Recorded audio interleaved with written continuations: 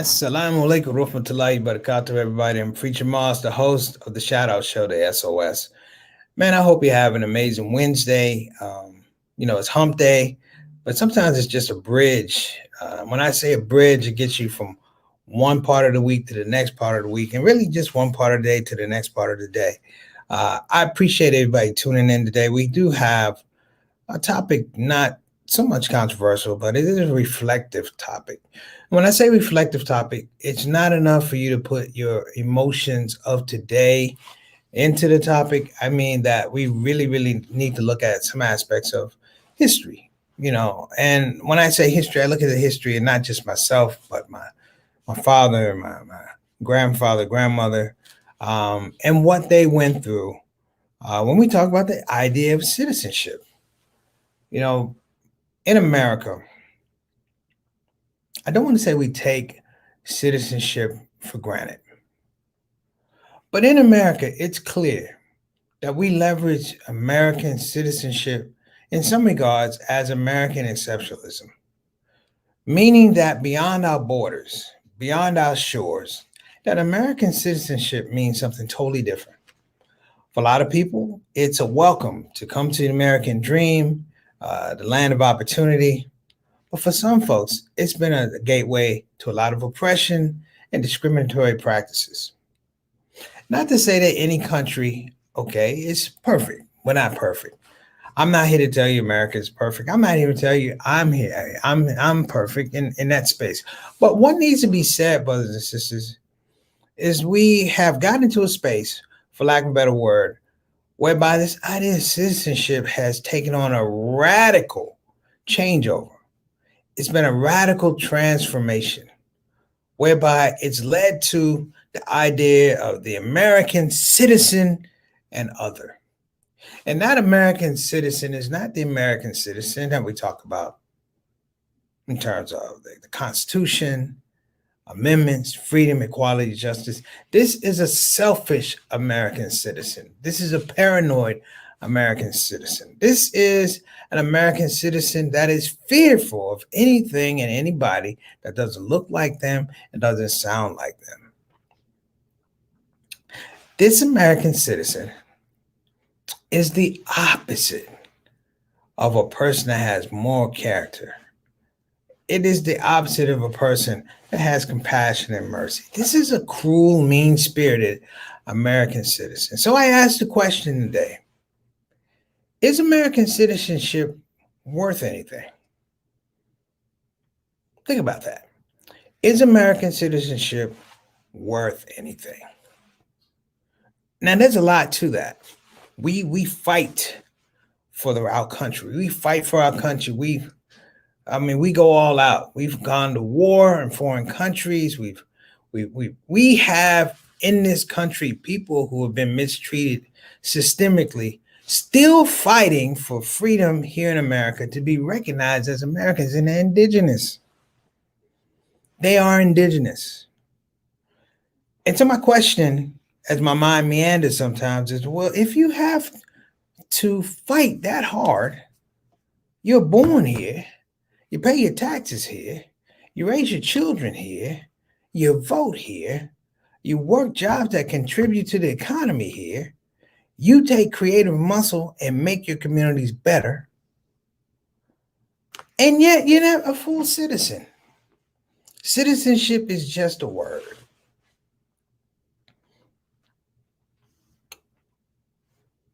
I pause a lot on this subject matter because there are people who generally love America. They love the idea of America. And I don't want to in any way bastardize the idea of what America is supposed to be. But I can't run away from what America is. And as we talk about American citizenship, I have to be critical. I have to look at it pragmatically in terms of who is America for? Because whoever America is for, that's the citizen. And if it's not inclusive of everybody, you've got a fundamental problem. More when we come back. Let's start the show. Preacher Moss, SOS.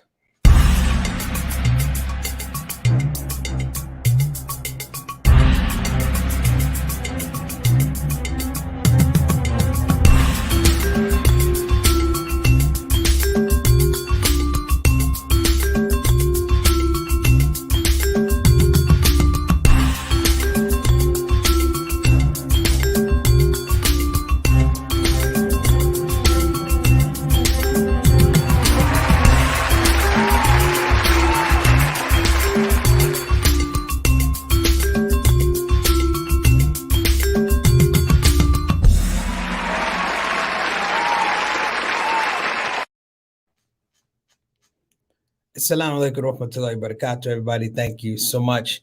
At the start of the show, we want to give a shout out again to our sick and shut-ins. That'd be Sister Lorraine Kitchen, Brother Kendrick Samuels, and of course, Miss Eleanor's aunt and niece. We hope that everybody's on recovery. I want to get that out right in front. And if you have anyone, brothers and sisters, that's in need of dua prayers, feel free to put them in the comment section because we want to make sure that we reach out and touch those lives the way that we're supposed to be as family. Now, that's number one. Number two, brothers and sisters, if you're coming on the show for the first time, this is a different show. Fundamentally, because I have to pick at the things that I've been taught. Well, let me tell you what I'm saying. I have to pick at the things I've been taught and the things that I believe that give me premise to stay here. So I'm going to pull the thread on that sweater a little bit, and hopefully the whole sweater doesn't fall apart. Hopefully we can break off a little bit, but it has bothered me, and it's bothered a lot of folks. This is nothing new when we talk about American citizenship. You know, we say citizenship is in the hand of the beholder, and I'm going to talk about that hand, if you will. So if you're on the show for the first time, please feel free to join us. Get in the comment section, get your shout out. Let us know who you are, and express yourself. Don't be a wallflower. Get in there and express yourself and get yourself a shout out. All right. You know the situation. You go to the like button, notification button, and subscription button. Big news, brothers and sisters. We hit 170 subscribers. That's big news. I thought it wasn't going to happen till after Jesus come back. All right. We are in the game. That's the right thing. Now, I want to go ahead and get to my stars in the building. And there might be some pushback on this about some of the things I'm going to say. And I'm going to say this. I welcome the pushback. I never claim that I'm going to be correct. So in this space, allow me to be incorrect. Allow me to just express myself, but feel free to jump in. We even got my other little brother, John Adams, in the building. So let's get the family going. First shout out goes out to Sister Ree. Yes, Sister Ree, we hope you're doing well. Again, happy birthday, belated birthday to Brother Derek.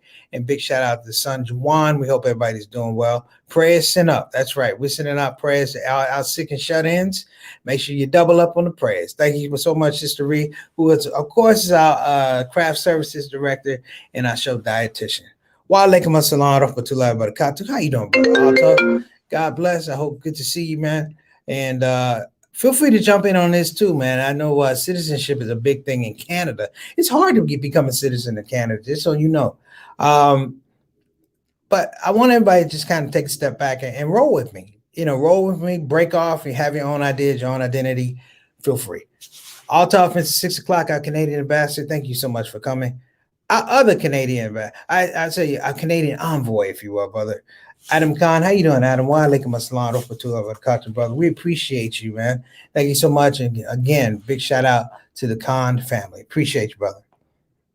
Sister Ika coming all the way from Indonesia, Depok, Indonesia. We hope all is well. You're feeling better. She's on the road to recovery. Good to hear that. And stay away from COVID. Wear your mask and wash your hands. Next up, Brother Samir, what's going on, man? Wa alaikum assalam wa rahmatullahi wa barakatuh. You already cracking at the bit, man. I like you, Samir. You making it happen. We're going to bring up your comment in a minute, but thank you so much for joining us on the show. Next up, that's right, John L. Adams, one of the more younger, talented artists. He's an actor. He's a lawyer. I mean, he's doing all things. I think he's still down in Alabama, I believe. I always say I get Alabama and Mississippi mixed up, but I think it's Alabama, man. But I hope you're doing well, little brother. And, give a call, check in. Let me know you're doing okay. He's also one of our alumni from Funny Right Now. How you doing, brother? Good to see you. Check out the feed from Funny Right Now as well. And, of course, my main man, Johnny L. Thomas. What is Milwaukee without Johnny L. Thomas? Not a whole lot. This is my little brother, man. Thank you so much. And this actually is a carryover from the show we talked about, minority home ownership, HAMDA, which is Home Mortgage, Disclosure Act. I got it. Yeah. Home Mortgage Disclosure Act. So we're going to talk about this thing. We're going to talk about this thing. Oh, JT's in. Oh, John Adams in Atlanta now. Okay, well, I guess we got to talk, man. Welcome. You doing some stand up out there? We will talk. We will talk. Okay, and we can't forget our consultant producer, of course, Mr. Tyler Whitfield. Wa alaikum assalam wa to barakatuh. I can't say my right hand man, my right hand sister. Make sure things happen on the show, off the show. Dynamic sister. Keep your eyes on her. She's one of the big stars in the building. So let's get started on this idea. And let me tell you where this comes from. Is American citizenship worth anything? Can we put up the comment from Samir? I love the idea of America, but America likes to discard and dispose of anyone it doesn't look like, it doesn't like, or finds objectionable. Let me build on that. Oh, there you go. One thing that bothers me most is how we treat our veterans. They treat them like crap. Look at the VA, for example. Okay. Here's where I'm coming from with citizenship. I always felt that if somebody were to try to deny you something that in their estimation will make them equal to you, but I'm looking at the behavior, I'm looking at the lack of compassion, the mercy, the meanness, the toxicity that you're putting towards me, and you're supposed to be the model of what I'm trying to reach, what is the value in that?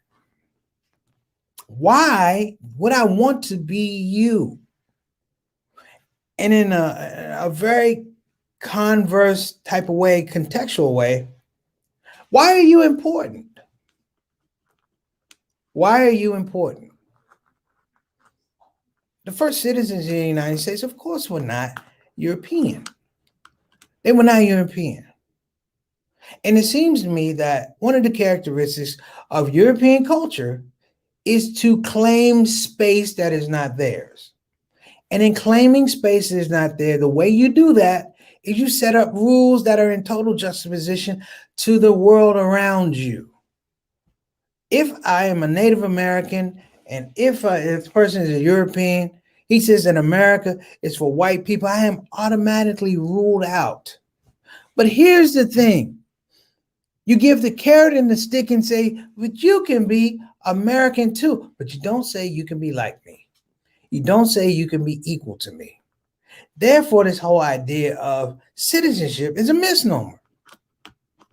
Going back to the times of, and I suggest you check out the podcast, Be Anti-Racist, with Ibrahim Kendi, and a show he did with Juan Castro, former mayor of San Antonio.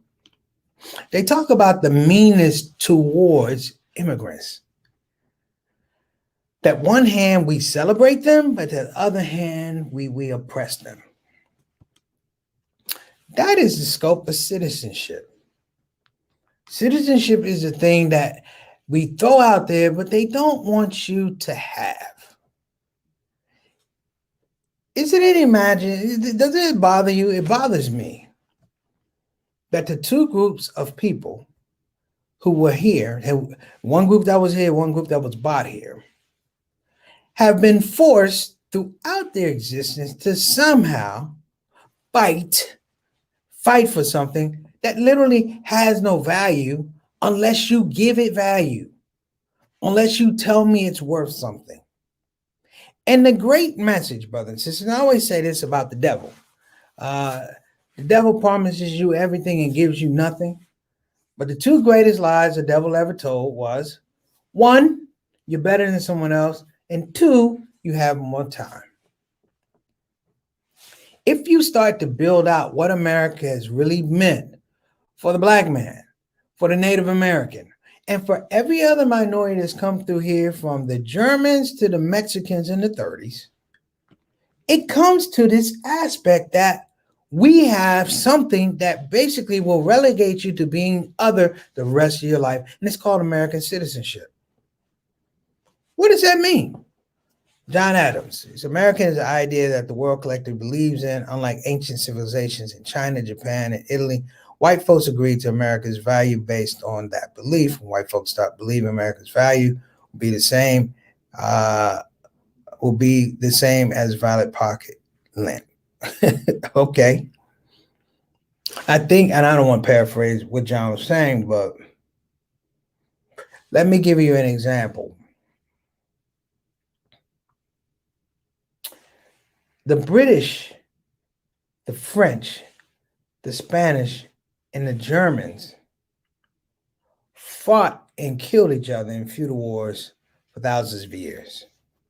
You know what they never fought over? Citizenship. Because it didn't mean anything. It was about presence and owning land and dominating other cultures. But it was never about citizenship.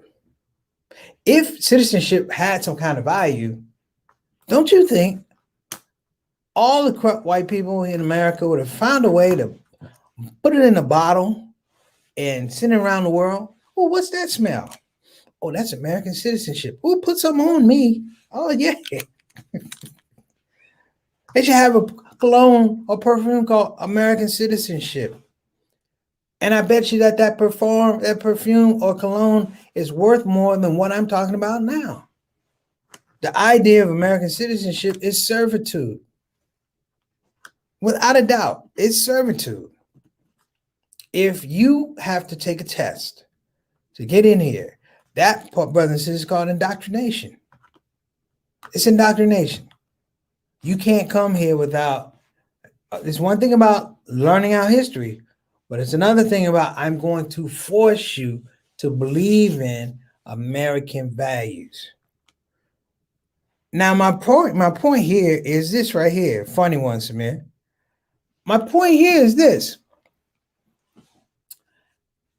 How do we keep putting people in place that figure out the barometer of who is a citizen or not? Who is a citizen or not? In the next election, brothers and sisters, I was reading this. The slogan for the GOP is America is not racist. That's probably going to be the slogan. America is not racist. What does that tell you? What does that say to your heart? America is not racist. One, it's a lie. Number two, you remove the idea of structural racism in America or institutional racism in America or foundational injustice. You put it on a bumper sticker, and all of a sudden, anyone who says, wait a minute, that's wrong, you are not a citizen. You are not a part of the team. America is one of the few places, brothers and sisters, that will revoke your citizenship. They will revoke your citizenship. Now, of course, it's for a plethora of reasons, but in the space that we're going now, here in 2021, I believe by 2025, you will have people advocating for folks to be removed from America because they think differently. Now, Benjamin Franklin, way back when in the 1700s, he railed against immigrants. He railed against German immigrants, okay?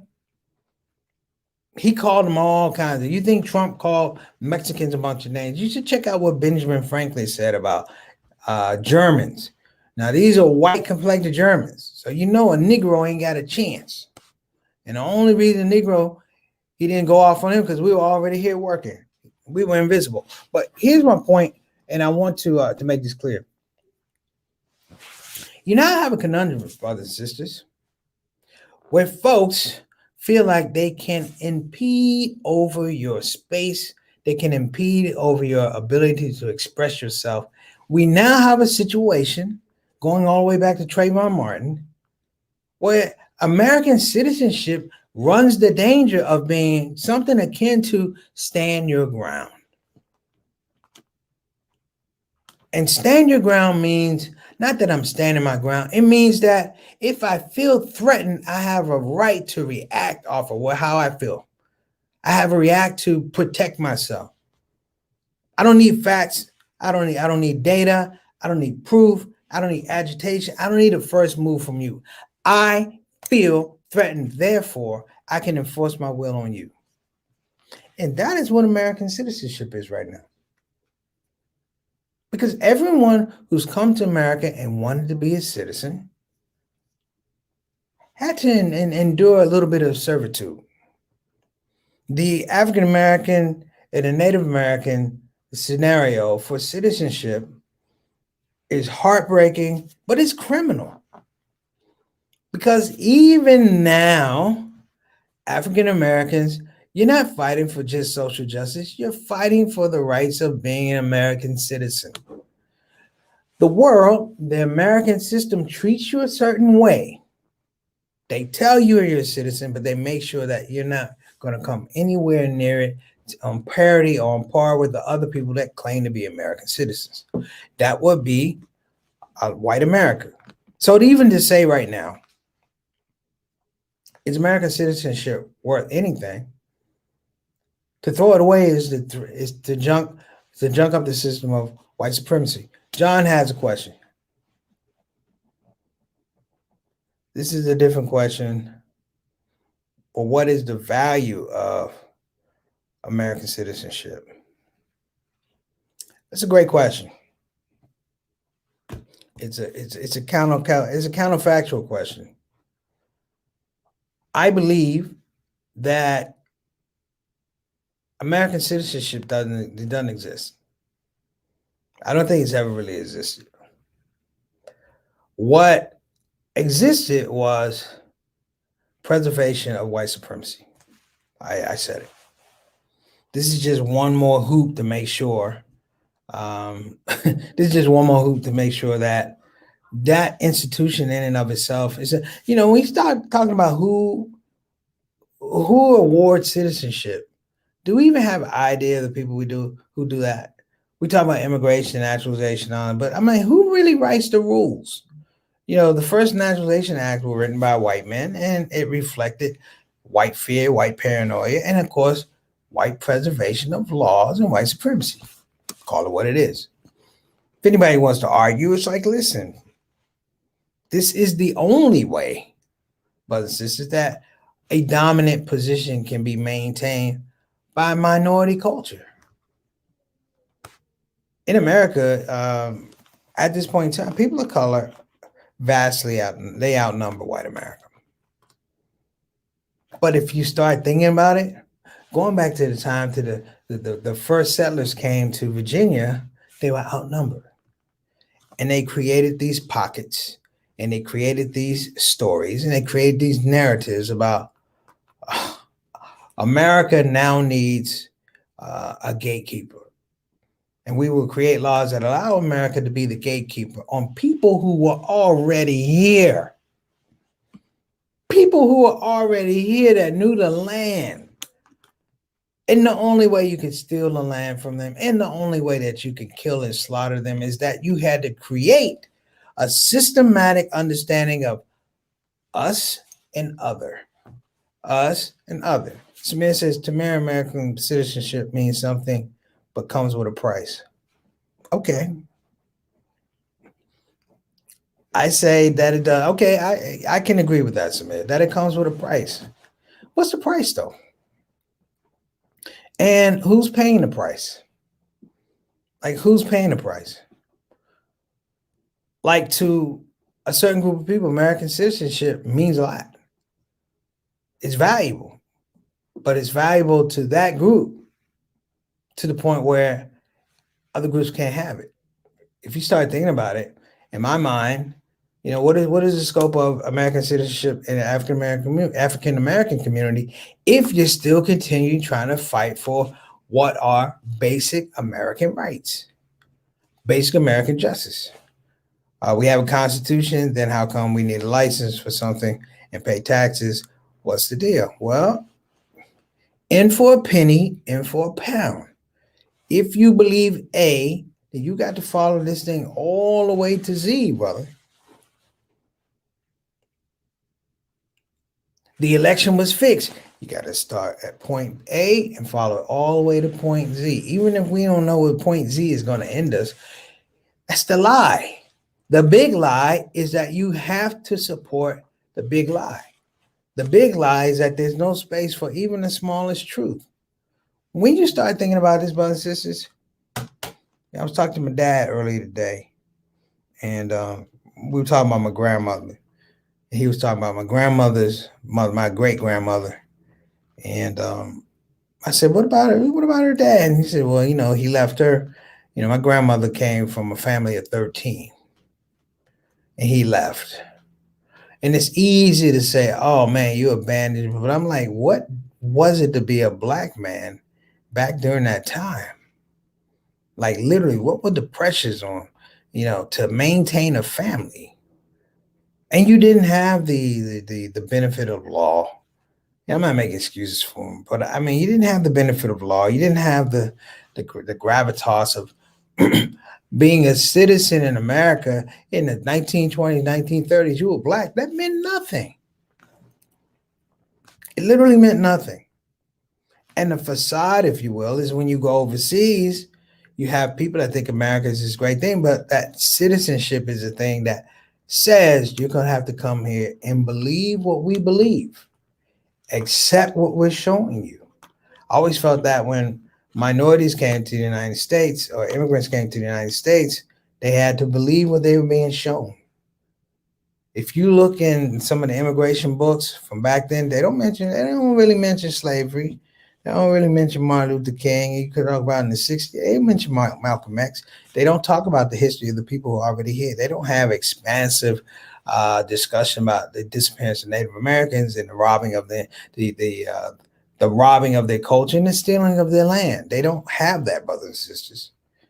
You have a group of ideas, as Samir says, propaganda that you have to ingest in order to be in the game. And even to be in the game doesn't mean you're going to play the game or you're going to win the game. You're just in the game. Samir says, I can't even watch news anymore because I don't know what's news and what's propaganda anymore. Well, yeah, that's true. John says, Samir, thinking of the Constitution as the land and taxes, etc., as the only type of buildings that the land will support. That's interesting. But how many of us have put on the cologne, if you will, of American citizenship? Think about when it started. Think about when you were young and you were in school. Think of the conflicted feelings you had as you would put your hand over your heart and you say, I pledge allegiance to the flag of the United States of America. It doesn't say the United States of America that needs work, the United States of America that states do really dangerous things to African American and minority populations. It doesn't say the United States is not perfect. And then they didn't say under God. I'm like, the United States these people are not under God. They despise God. They don't recognize God. But when you start saying it when you're 3 and 4 years old, many of us had that awakening when we got 14, 15, 16 years old, or when we went to college and we realized that this thing is not what it is. And we've been regurgitating the language and the verbiage and the lexicon of people who think that they're citizens.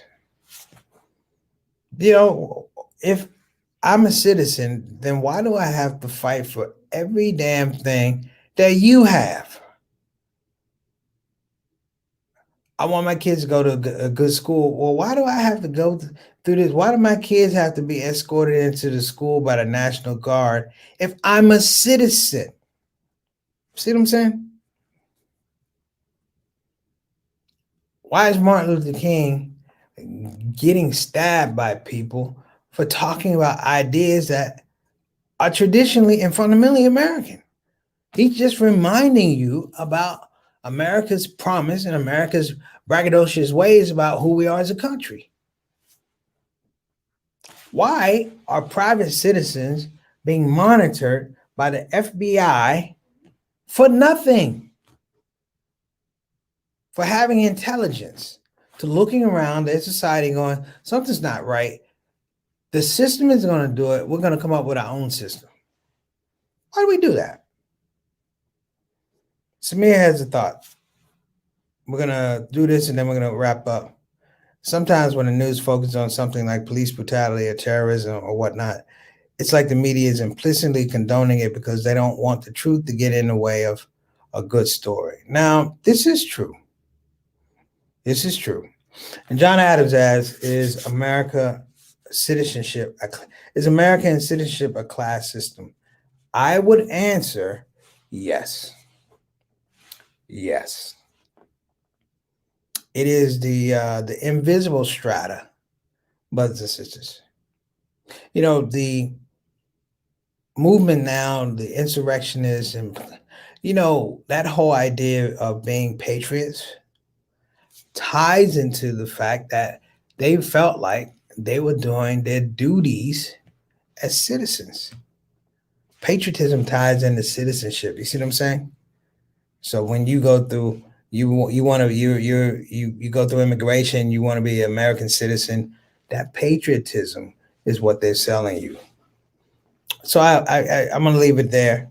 This has been a good discussion, robust discussion. John L. Adams, good to see you on your show. Appreciate you, man. Hope everything's going well in Atlanta. I'm going to wrap up. I'm going to get to our sponsors, and I'm going to get off here. I'm a little tired today. So let me give a shout out to BeFinanciallyIndependent.com. Again, that's BeFinanciallyIndependent.com. You can call 1-888-496-6845. Again, that's 1-866. It is 1-888.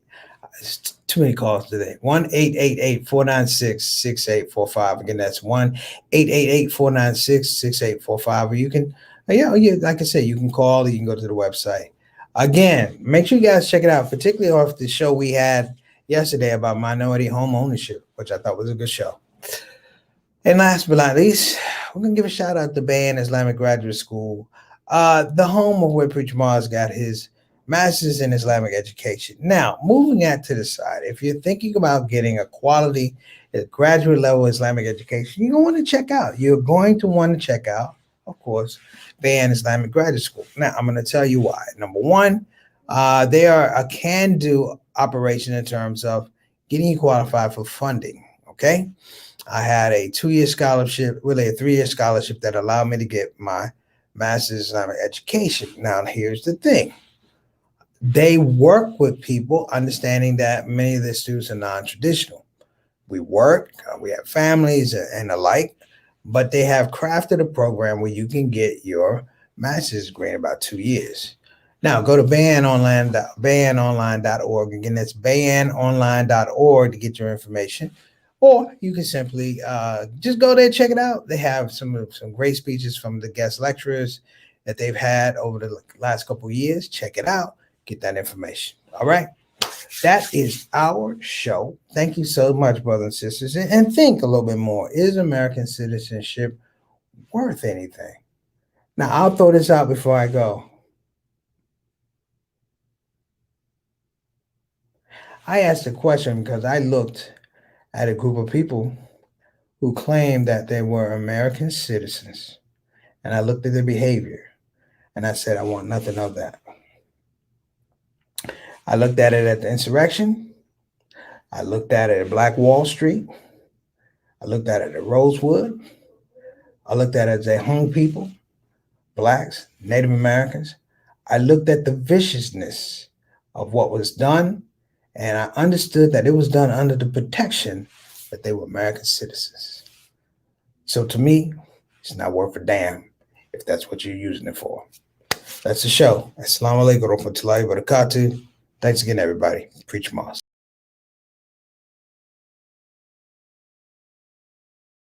Hey, everybody, this is your brother, Preacher Moss. Listen, I hope that you enjoyed your shout-out show experience. We'll be back with the next show, the next shout-out show. A simple ask before you go, please help your brother out. Click that subscribe button, click that notify button, and I'll see you again on this side of the microphone.